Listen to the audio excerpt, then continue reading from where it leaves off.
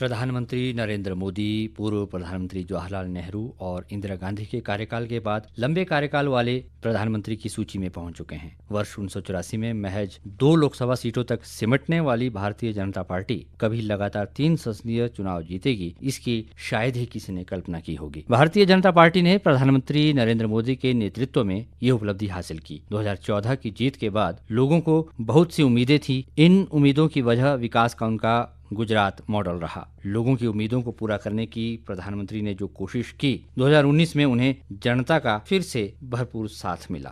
प्रधानमंत्री नरेंद्र मोदी के नेतृत्व में अब कामकाज का तरीका बदला है। इसे समझने के लिए हाल ही में हुए दुनिया के सबसे ऊंचे पुल के उद्घाटन समारोह को देख सकते हैं। चिनाब पुल के उद्घाटन के वक्त जम्मू कश्मीर के मुख्यमंत्री उमर अब्दुल्ला ने कहा कि जब इस परियोजना की शुरुआत हुई तब वे 8वीं में पढ़ रहे थे। अब वे 55 साल के हैं और अब जाकर ये पूरा हो पाया है। इसे संयोग ही कहेंगे कि जिस समय मोदी सरकार अपनी 11वीं सालगिरह मनाने जा रही है, उसी वक्त विश्व बैंक की एक रिपोर्ट आई है। इस रिपोर्ट के अनुसार इस दौरान देश में गरीबों की संख्या 27.1% से घटकर 5.3% रह गई है। इससे पहले बीते एक वर्ष में अत्यधिक गरीबी में जिंदगी गुजार रहे लोगों की दर 2011-12 में जहां 27.1% रही, वह घटकर 5.3% रह गई है। जाहिर है कि इसके पीछे 81 करोड़ लोगों को मुफ्त अन्न योजना के साथ ही उज्ज्वला, मुद्रा आदि योजनाओं की कामयाबी रही है। देश ने मेडिकल कॉलेजों के मोर्चे पर बड़ी सफलता हासिल की है। साल 2014 में जहां इन कॉलेजों की संख्या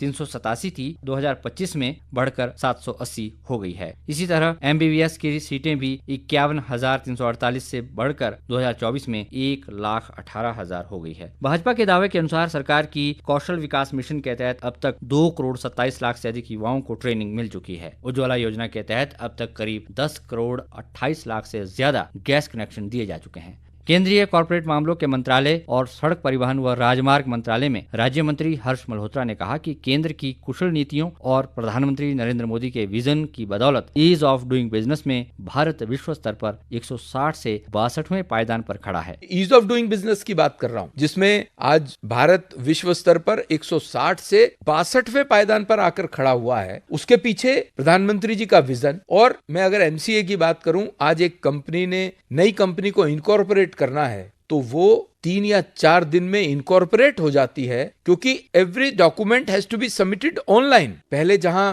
4-4 महीने लगा करते थे, 6-6 महीने लगा करते थे एक कंपनी को एस्टेब्लिश होने में, आज 3 या 4 दिन में अगर आपके डॉक्यूमेंट्स सही से सबमिट हुए हैं तो 4 दिन में इनकॉर्पोरेशन का सर्टिफिकेट मिलता है। मोदी सरकार की इन योजनाओं के चलते देश में बदलाव हुआ है। सबसे बड़ा बदलाव DBT यानी सीधे कैश ट्रांसफर की योजनाओं ने ग्रामीण और कमजोर वर्गों तक शासन की योजनाओं की पहुंच बढ़ाई है। जापान को पीछे छोड़ भारत हाल ही में दुनिया की चौथी बड़ी अर्थव्यवस्था बन गया है। देश सिर्फ आर्थिक ही नहीं, सांस्कृतिक मोर्चे पर लगातार विकास कर रहा है। इस विकास में परंपरा, आधुनिकता और वैश्विक जुड़ाव का अद्भुत समावेश नजर आता है। मोदी सरकार की ही देन है कि काशी विश्वनाथ कॉरिडोर, उज्जैन का महाकाल लोक, मां कामाख्या मंदिर, राम मंदिर, अयोध्या, केदारनाथ धाम और जूना सोमनाथ मंदिर का जीर्णोद्धार हुआ है। राम मंदिर के निर्माण की उपलब्धि भी मोदी सरकार के खाते में जाती है। इसी दौरान उत्तराखंड में 4 धाम राजमार्ग परियोजना, हेमकुंड साहिब रोपवे और बौद्ध सर्किट विकास जैसी योजनाएं शुरू हुई। करतारपुर कॉरिडोर के चलते पाकिस्तान स्थित दरबार साहिब भारतीय सिखों के लिए सुलभ हुआ। इसी दौरान राष्ट्र निर्माताओं को सम्मान देने की दिशा में प्रधानमंत्री संग्रहालय, राष्ट्रीय युद्ध स्मारक, राष्ट्रीय पुलिस स्मारक, जलियांवाला बाग स्मारक और 11 आदिवासी स्वतंत्रता सेनानी संग्रहालय जैसे संस्थान बनाए गए। मोदी के कार्यकाल में ही देश की खोई धरोहरों की वापसी का अभियान तेज हुआ। 2013 से पहले विदेशों में चोरी से गई सिर्फ 13 प्राचीन वस्तुओं की ही वापसी हुई थी, जबकि 2014 के बाद से अब तक 642 प्राचीन वस्तुएं भारत लौटाई गई हैं। मोदी सरकार के ही कार्यकाल में आतंकवाद पर जीरो टॉलरेंस की नीति बनी और उसे लागू किया गया। ऑपरेशन सिंदूर उसका ही प्रतीक है।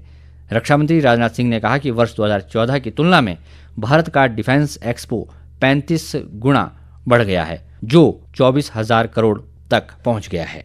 ये आपको जानकर सुखद अनुभूति होगी कि आज भारत का डिफेंस एक्सपोर्ट 2014 की तुलना में लगभग 35 टाइम्स बढ़ गया है 2014 की तुलना। अब 2013-2014 में भारत से होने वाला डिफेंस एक्सपोर्ट 686 करोड़, आज यह बढ़कर मोर देन 24,000 करोड़ तक पहुंच गया है। उत्तर पूर्वी राज्यों को देश की मुख्य धारा से जोड़ने की कोशिशें इसी दौर में तेजी से बढ़ी।